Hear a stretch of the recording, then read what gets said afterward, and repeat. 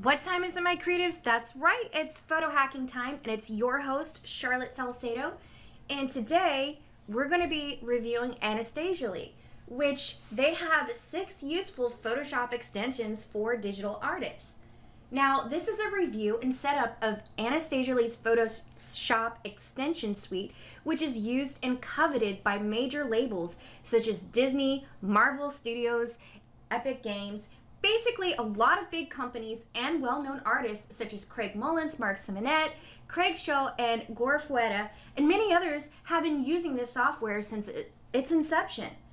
And also, it's been featured by Wacom, so you could say it's kind of a big deal. I will be showing you what this software does, how to install it, and set it up in this video. Now, I currently want to add a note here.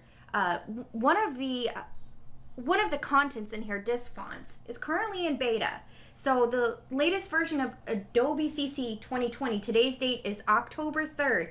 But if you have a copy of Photoshop CS6 or have an older version of Adobe Creative Cloud, then this version may work differently for you. So I was given a copy of this beta version, disk fonts, which is the only software currently right now in this suite that is in beta version.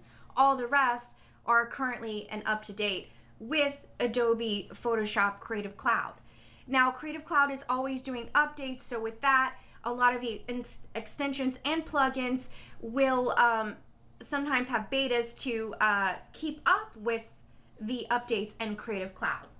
Now, I was given a copy of this software in exchange for a review, so I will be reviewing this software today as well as showing you how it works, how it's installed, and everything else. So let's get to it. Now, when you install the content, okay, and I'm going to just lower the window browser, you're going to have something of what looks like this. They look like little boxes, and they are ZXP files, and you may be familiar with this if you've installed extensions with Photoshop before. But if you haven't, I'll go ahead and explain that. Now, they also would require you to download Anastasia's personal extension manager, which actually works better, and you'll have less problems with your install. So this is what Anastasia's extension manager looks like. And as you can see, they have all of your programs already here. It's a very smart system. In order to install these, you just collect them and drag and drop them into the extension area, and it will install. And that's basically as simple as it gets. And so let me go ahead and show you in Photoshop how they work. So once you get to install your extensions, you're probably going to wonder where they are. So to get to your extensions, you're going to go to Window, Extensions, and then all of your extensions are going to appear here. And then you can basically click on them and you're able to use them. So here is where you're going to have to enter your name, your email, and your serial number, and then activate them. I'm going to go ahead and do that right now. I'm going to pause the video and activate all of my software, and then we're going to take a look at this. So now we have all 6 of the extensions installed, and they're all going to appear here on the right-hand side. If you mess up, you can always reset your preferences by going to the Preferences dialog box, General, and then reset preferences on Quit, and then uninstall and try again. You can also contact Anastasiy's support, which is very good, and they will help you if you're having issues installing. But I had no issues, of course. Now, we're gonna go one by one, and I'm gonna tell you what I love about the product. First things first, when you have your extensions here, a lot of the extensions, they don't show up on the panel here, and I love this about this is that you can grab them very quickly. They pop up on the right hand side panel all on their own. They're programmed to do that, so I do love that. So we're going to start out by reviewing the Magic Picker. Now I wanted to show you Photoshop's color picker and the Magic Picker side by side so you could see a little bit of a comparison here.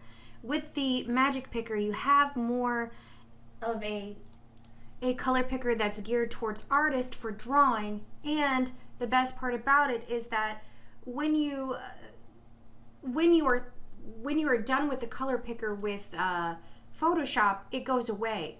But with the Magic Picker, while you're drawing, you can pick from the colors and draw as you're drawing here, you know, because you can take the settings and set them to be sticky, like a sticky HUD, to where it's always open.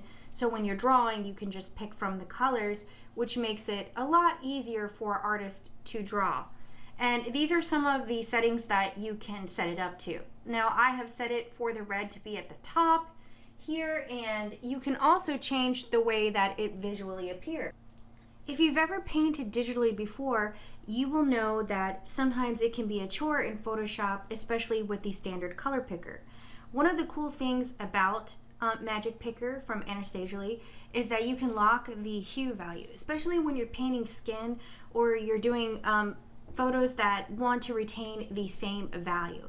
Like, so for example, like you're going to a skin color and you want to get the same values of this color, you can click the lock button. And so if you scroll over here, if you scroll around the wheel, you're always going to get the same value of that color. So that's really cool. Now, I often like to create patterns and digital paper and stuff like that. So then we have the complementary colors, and I'm just going to turn off tone lock here.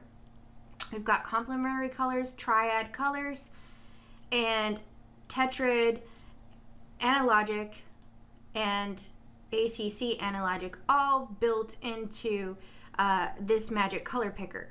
And then we also have some different other features here. You have the color shapes and text, and you can also change the way it looks here. A lot of different cool features. You have going back to the color wheel, and what I love about this is that you can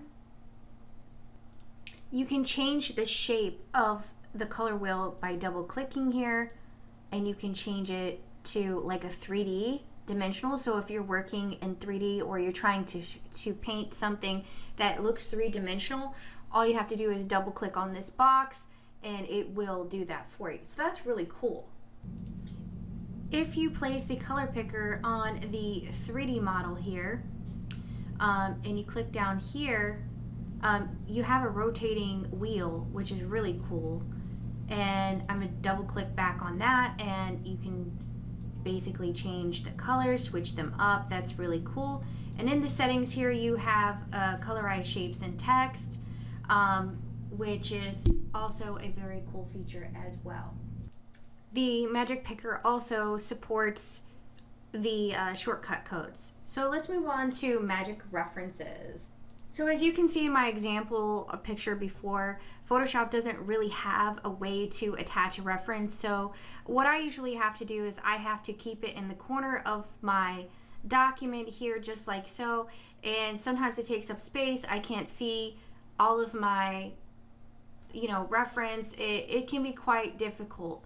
And sometimes it's a little difficult to sample the exact colors. The exact colors never show up in Adobe Photoshop. That is always a problem as well. So that's what makes Magic Reference so freaking great. So in order to add a new reference to your Magic References, you're going to click here. And it is going to, you can browse for an image, browse for a folder, or you can enter a URL. So we're going to browse for an image onto the computer. So I've chosen this hand reference here, and I'm going to use this as my reference. And I can just use it by double clicking on it here. This extension is very simple. You can make the reference window bigger just by dragging it out by the corners, and then you can also zoom in very tight to get details. Now this image is a little pixelated because the image originally was very, it wasn't a very high resolution image, so I guess this wouldn't be a very good reference. But the great thing about this is that you can flip the photo left to right, you can change the positions, you can move it around, And you can even sample the colors, which is pretty freaking amazing. So you sample the colors and you're able to get the exact colors from your reference. And that's pretty much it for the references. It's pretty simple. You can also change it to black and white by clicking here. And that's pretty much it. So moving on. So we have a Magic Squire, which is a really cool feature here to organize your brushes.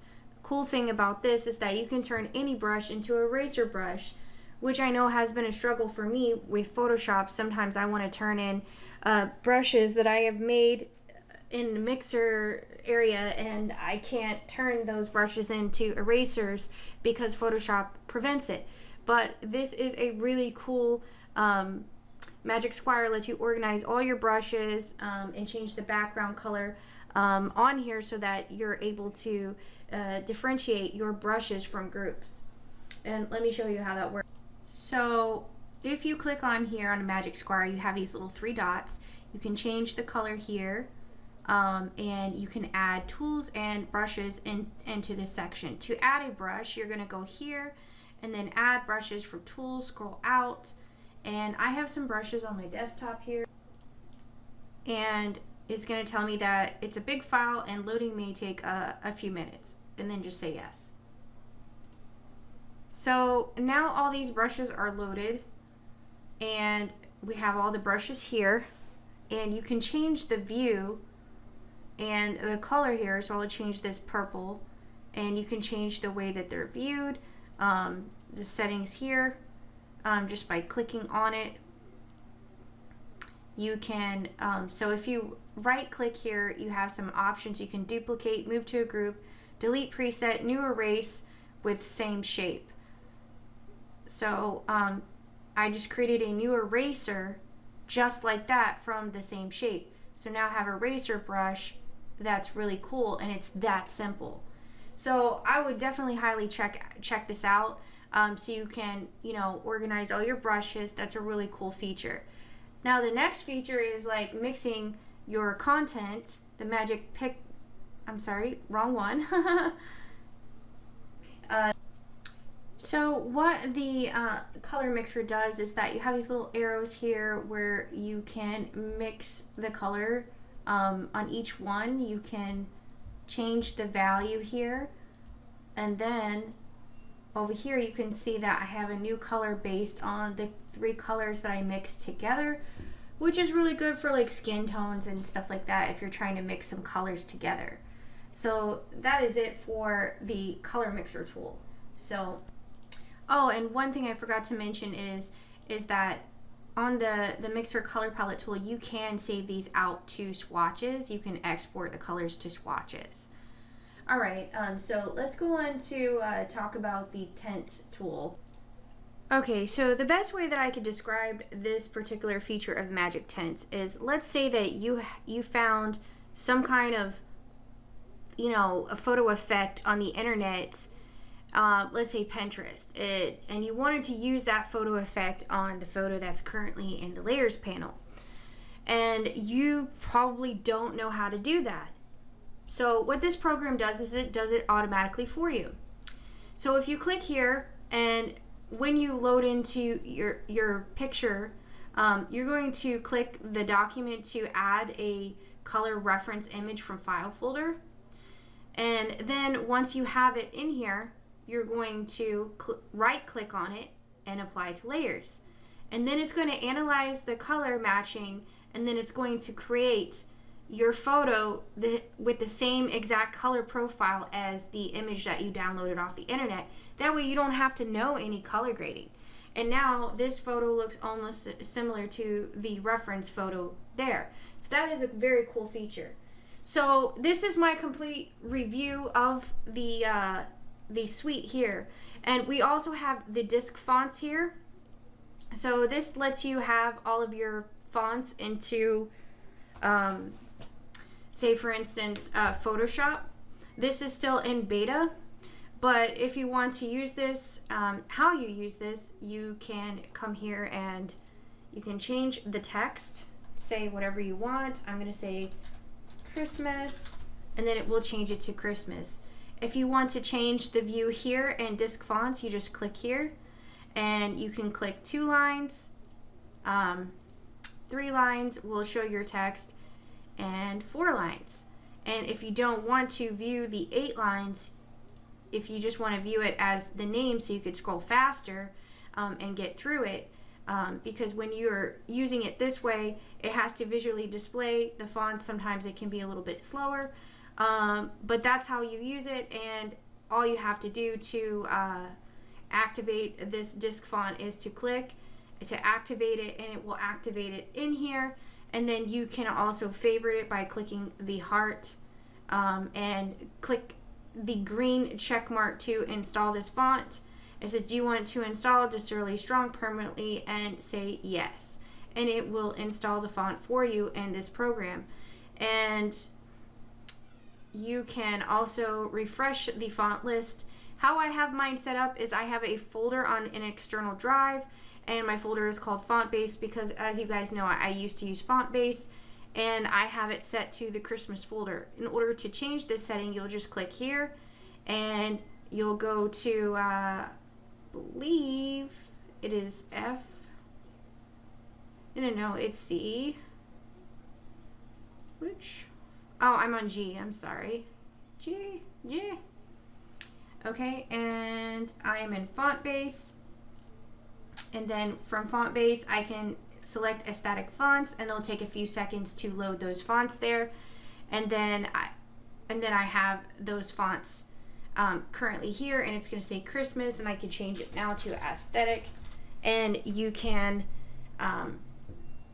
basically set this all up. You can change the color of the fonts and the background and whatnot from here. I could change that. And this is in beta version, so you can explore and add fonts that way as well. And you can change the views. It is in beta version, so they didn't tell me exactly when this would be out, like fully but if you have an older copy of Photoshop, like say Photoshop CS6, you're going to have a different view of this, and of course it's going to work differently. It's going to work better. So let me know in the comments what you think about this, if you think this is something useful that you would use. I know a lot of big artists do use this. I find this to be very useful for myself for digital painting. And thank you so much for watching, guys. Don't forget to like and subscribe.